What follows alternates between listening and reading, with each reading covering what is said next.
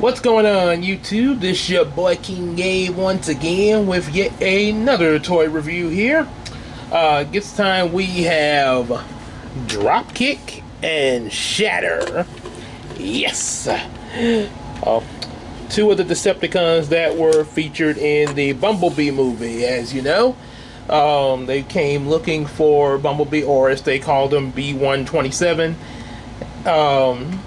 I think I'm not sure who voiced Dropkick, but Shatter was, of course, voiced by Angela Bassett. Very good job on that.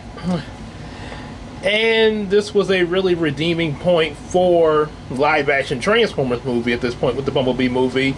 And we're really hoping that Rise of the Beasts will serve us well. So, now that we've mentioned that little bit of history, let's get to the figures. Let's start with Shatter. You know, they always say ladies first. As Cusco said once, ladies first. Alright, set Dropkick to the side. So, here we have Shatter in play mode. And one thing, let me bring Dropkick back for just a second. One thing those of you who probably seen the Bumblebee movie probably know about these two is that they're triple changers, which means that they are able to have both a car mode, play mode, and their robot mode, of course. However, these figures only have two modes. Dropkick only has his robot and car mode. Shatter, the one I got, has the plane and robot mode. Yeah, apparently I'm not sure if there are any figures like this where they do both the plane and car mode. If so, it's probably gonna be, I would assume, would probably be a masterpiece figure because of all the parts that it would take to really pull that off. It can be possible to make, I think. Like I said, I'm not a toy manufacturer, but if it is possible, yeah, my assumption it'd have to be masterpiece figures, and we all know how much those cost. So, okay, so just wanted to point that out there. So for Shatter, I got her in the plane mode to sort of have a little difference between her and Dropkick, since I didn't quite run across the triple change modes there. As you can see, pretty good fighter plane here. Sort of pretty much movie accurate there. You got a good little color scheme and everything. Even the underside looks pretty good. Yep, all well together and everything. Has a little landing gear wheel, sort of like Cyclonus. Got some here too. Now the front one actually can go up like that. So yeah, you can pull the front one in and out. These are kind of stuck in place there. Then you got the back end of the tail of the plane. Of course, can fold up, but that's because of the transformation and all that. Can, you know, be like that there. And of course, the weapons. His weapons are attached to her wings there. These same weapons are also can be used in robot mode. Kind of reminds you of Starscream, how his weapons be attached to him both in plane and robot mode there. Then you got the front of it and everything. This kind of can move up a little bit there. I think I think you're supposed to move it up in robot mode, but I don't really see why, so I don't really worry about that one there. There is supposed to be a way to raise the cockpit up, but I have been having trouble trying to do that there. Yeah, trying to get the cockpit to open up there. So, not going to worry about that there. Other than that, really good plane mode for Angela Bassett's debut. So now, let's have her transform. Gonna first remove these little doohickeys. Yes, I said doohickeys. So now, gotta open her up. Let's bring the camera down a little bit there. There we go. Say right. Yeah, here we go.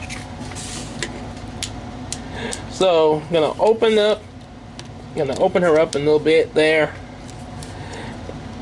Kinda, let's see, gonna split it on open. There we go, split everything. A lot of splitting open here. Yeah, so yeah. These right here are gonna become her legs, of course. Down here at the tail rudder, kind of move that up as you move the feet in place. Let's see, let's see something here. Kind of gotta work that this part right here. Okay, there we go. I think that's how you can do it there. Then you move this up a little bit here.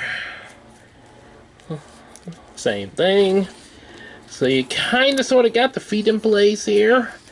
Now let's see, you're gonna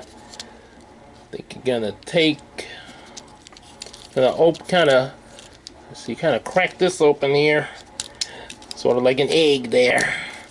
Now you can move that down, and you can swing her around there. Bring your arms in place here. You already see. This is why it would have been interesting if they had the triple change feature, because you see the front here for her robot mode chest. It looks like the front for the car mode there. And you know, she pop her head up like that. And in the movie, she had car parts and the plane parts hanging off her in robot mode. So yeah, that's kind of an interesting thing. They would add this design for what supposedly where she just only does the plane mode, because this kind of leaves you wondering, well, why don't you see her car mode there? Oh well. So let's see, now just a matter of trying to get the backpack in place here, and kind of get her straightened up there. Oh, there we go. Now let's get the backpack in place here. So I think yeah, it kind of doesn't really latch on or anything. Let's see, maybe if I let that down. I'm just wondering. Nah, it does. Okay. I thought maybe if I let the landing wheel down, that might help, like with the attachment there, but nope. Okay. So anyway, snap the arms into place, get the legs arranged. All right, now let's come back here for this backpack. As I stated, I think it's gonna be mostly you folding these into place here. Yeah, there we go. Kind of do the same with the other. See, no, oh, wait. Oh wait, okay, I'm trying to get it like the. There we go. Okay. Okay, so let's see. Basically, I think that's pretty much all you do. As far as, yeah, you just kind of hangs off of her, as far as I can tell there. Yeah, kind of try to compact it as much as you can there, so it won't be quite of a hunky backpack there. Yeah, you know how you go to school, you have to have your backpack to hold your stuff, but you don't want it to be too heavy, otherwise you end up like that kid in Arthur when he's like, oh dear, oh dear, oh dear. Okay, so alright, so that's pretty much it. That's how you got her. That's how you get her. And you can see, like I mentioned, quite a bit of backpack junk back there. I think that kind of was in the movie, because for one thing, yeah, she was a car and a plane, so yeah, she kind of had quite a bit of junk on the back there, hauling all that there. Let's see, so let's get a little close up there. You can see face sculpt is pretty accurate and everything. Of course, yeah, because it's kind of a small figure there. All the little details and everything of the robot mode there. It's pretty cool how this is well hidden in the plane mode there. That's a really impressive feat there. Got this kind of back here going on, like I say. Again, it's kind of movie accurate. It does have that going on. Also, you have her weapons. You can now place them in her hands. And there you go. She's looking for B-127 now. And let's take I gotta do this thing. Oh wait, well let's do Dropkick first. Yeah. So before we get to him, articulation wise, she can move her legs, bend at the knee, take a knee. Yeah, got good leg and knee movement. Can't even do that. That's about the most you get with the feet, mostly because of the transformation there, but that's fine. You can, let's see, you can't really turn her at the waist because of the connection for the robot mode, but you can. What's that? Well, she can duck. She can do that if she wanna avoid a fireball coming at her. Or maybe do like the Ninja Turtles when in Ninja Turtles 3, the Jim Henson movies, when Walker shot that cannon at Leonardo and he's like, "Oh, I love being a turtle." Okay, but you can somewhat get a little bit of head movement. It's not very good because of the way they got her in there. So that's kind of a little bit of a hindrance there. Kind of blame the formation, and of course you can somewhat get her arms all the way back. Mostly the junk in the back is blocking from a perfect arm circular rotation, but she can at least move her arms as well as also do that and bend at the elbow joints. Pretty much the same with the other arm. So other than that, yep, not bad. She's okay. So as the Wayne brothers say, she alright. So we're gonna put her over to the side here so we can bring her partner Dropkick. Yeah. You gotta make sure her feet are perched up really well for her to stand. And one advantage to having these back here, it really does, if you have her feet well straightened out, this really gives her a good stance, especially with all this back here. So you got a pretty good stance going on, especially when you try to perch her up straight. Yeah, it really helps there. So that's a plus. And now for Dropkick, I guess she'll just stand there and watch us talk about Dropkick. You're gonna Dropkick, yeah. Give you a double kick and a mega kick and a rolling kick, high jump kick. Oh wait, can't do the high jump kick because you might miss and crash. Little Pokemon reference there.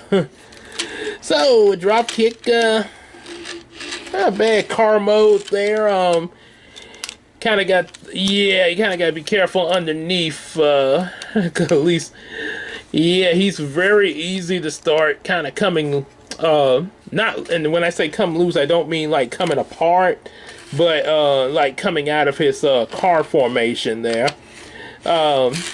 He rolls slightly well there, as long as you don't mess it up under there.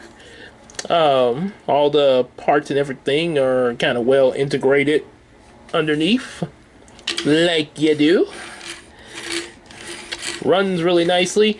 Now I will admit, as good of a figure as he is, The hardest, and I've done this more than once because of this, to kind of really get it right.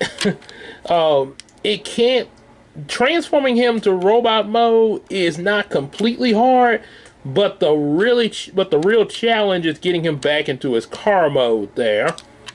Yeah, so but for when you're doing it for the first time. Yeah. So you got the little number 13 on them and skull and crossbones design there. Definitely from the 80s.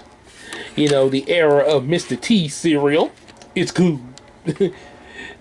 Eat breakfast with Mr. T. Stay in school. So, and you can see he got his weapon that's mounted on the back of him there. Pretty good. Not bad there. Matter of fact, it looks pretty good. Looks makes a pretty good accessory with it like that there. So that's actually yeah, like I said, that's pretty neat. So let's take it off for now. We're going to go on and get the transforming so we can do this real funny scene with him and Shatter. One of the funniest scenes I enjoyed in the Bumblebee movie. So first, you're gonna open up the doors there, let everybody out, cause you gotta transform. You don't want nobody inside there while you're transforming. Everybody out, come on, go, get out. Oh wait, gotta get the baby. Oh wait, I don't think he'd be giving a ride to much anybody since he's a Decepticon. Unless of course Shatter talks him into it. So anyway, joke aside. Let's see, I think we'll start, take this down first here. Go on and get what's going to be his legs straightened up here. As you can see, already kind of coming into place. Kind of be folding this in here, in the back. Kind of bring that. And then let's see, you're gonna go and take these right here hanging are gonna be his hands. Go and get that into place. There we go, fist out. Of course, the important part with him is the feet, so he can drop kick ya. So now let's see, there we go. Take this kind of get that hunch down. Like I say, you just kind of got to work with them there. The more when you start fooling with them, it just sort of comes to you sometime there. Yeah, especially if you're trying to do it without the instructions there. Yeah, so now we're gonna see you guys. This is head right up in here. So we're gonna see. I think you flip it this way. I think it's that way. Make sure I'm going the right way with the flip around. There we go. Kind of gets a little stuck, but there we go. Flip that. Now his head is out, as you can see. With a good little head sculpt and everything. And now we're going to try to get the torso, this whole torso action going. Okay. Okay, this is the challenger here, folks. Okay, so we're gonna... Oh yeah, gotta bring... So what we're gonna do is bring that... Connect these two. Then bring this down. And there we go. Okay. Now we get his arms in place. Oop, you gotta be careful with that there. And the tire just popped off. 1 hour later. You just saw that, folks. Let me get it back on here. That's actually the first time that's happened there. The way is, at least this one anyway, the way it's on there sort of reminds me of Tinker Toys there a little bit. It's been a while since I played with those there. Kind of, them were the days there, buddy. Okay, so yeah, I guess we can 2 hours later. And then with the Tinker Toy tires here. Oh boy, You give me a hard time, Dropkick, you Decepticon. 3 hours later.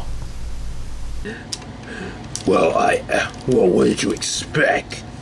Well, I would think that even a Decepticon would want to, you know, still be transformed, right? You know?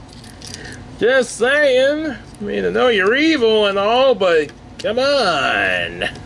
As Adam Sandler said, come on now. Why you gotta give me such a hard time now? Come on.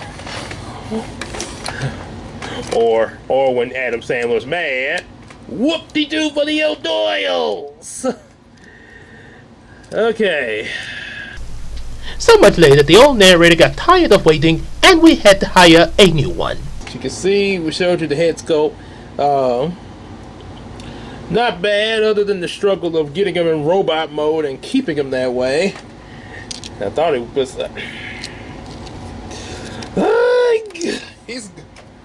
Dropkick, you're gonna drive me crazy!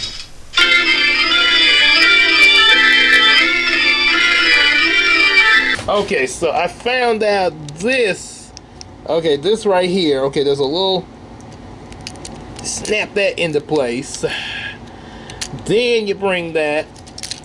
And now this should keep everything in place. Alright. Okay. So I got him locked into place. As you can see, now because of that, he can move his arms all the way around 360. Bend at the elbow joint. I am so sorry this took so long, everybody. So you got your leg articulation. Doesn't really turn like the way Shatter does, but you do have good knee articulation. Foot movement. And it doesn't really turn at the waist because, well, you saw what... If you saw what I was going through with this guy, you probably can guess that the waist articulation would be out of the question here. Yeah. This is probably going to pop... This doesn't... So, technically, this part of him really does not latch too well. So, it's like a mouth moving here. But at least I got him latched down there, so... Yeah, so, and then he got his backpack, of course. And, of course, his weapon. Oh, also, head can move somewhat of a full 360. Now, to put the weapon in his hand, you're gonna take his fists. You're gonna put it back in here. You're not gonna disengage that. Just keep it like this. And now, take this. There's a little port in here where it attaches to him like so. It's supposed to attach like that. Oh, maybe like... No, that's... Okay, I had it... Okay, I know it attaches in here. Oh, wait, okay, I had it on wrong. Okay. Like that, yeah, there we go. So that's how it attaches, and this was the weapon. He could blast with this weapon, and as you know in the movie, he could blow people up with it into liquid. Yeah. Kind of dark there. So, and he really enjoyed blowing up the humans, yeah. Kind of was his thing. So, size comparison, yeah, there... Will you stand up next to your partner? Stand up! Well, I come over... Boy, I drop kick you. Okay, so size comparison, they are pretty close to the same height there. And of course, you know, we had this scene in the Bumblebee movie where they were talking to John Cena's character in the army. He's like, state your business. We are Decepticon peacemakers. And had to do this bow thing without ducking your head. Oh yeah, and take her weapons out, cause yeah, if you're peacemakers, you don't want to appear like you're coming to start trouble, you know. So yeah, she did this whole bow thing on her knee. Kind of can get, yeah, there we go. Yeah, she got on her knee. We are Decepticon peacemakers. Like, wait, what? Oh, this is embarrassing. And yeah, he had to do it too. This is embarrassing here. And you got them in that position there, just like what they did in order to deceive us. You know, they were Decepticons, so naturally they would deceive you into thinking we're the good guys. Of course, John Cena was like, look, they're Decepticons. Decepticons? That doesn't raise a red flag to anybody? Which is a pretty good point. And as we heard in the critics review, I really don't know why we didn't put together that these guys were going to be the bad guys. I mean, they were called Decepticons. But we were declaring war at the time on the Trustworthians. That was probably a stupid idea in hindsight, too. Yep. So, yeah, that's Dropkick and Shatter there. And hope y'all enjoyed this review. And hope y'all, like I say, I once again apologize for... Now Shatter wants to give me trouble. I apologize for the trouble that Dropkick gave me over here, trying to get him into robot mode, latch him on, and all that. So do apologize for all that trouble. Definitely pick up these figures. Like I say, it's gonna Dropkick kind of gives you a little bit of a hard time, but if you want to, but if you're making your little collection, everything, they're still worth picking up. Think of it this way: you're taking on a challenge. Yeah. Hey, a lot of us love a challenge. So, if you love a challenge, pick up Dropkick and his partner Shatter for your collection. And also, if you like this video, make sure you hit that like button, subscribe to the channel. Also, be sure to share it with your friends so they can come and do the same thing. Buy some of our available comic books and support us on Patreon. And we will see you in the next video that we make. We'll see you in the next video that we make. Not sure what it's going to be yet, but you'll find out.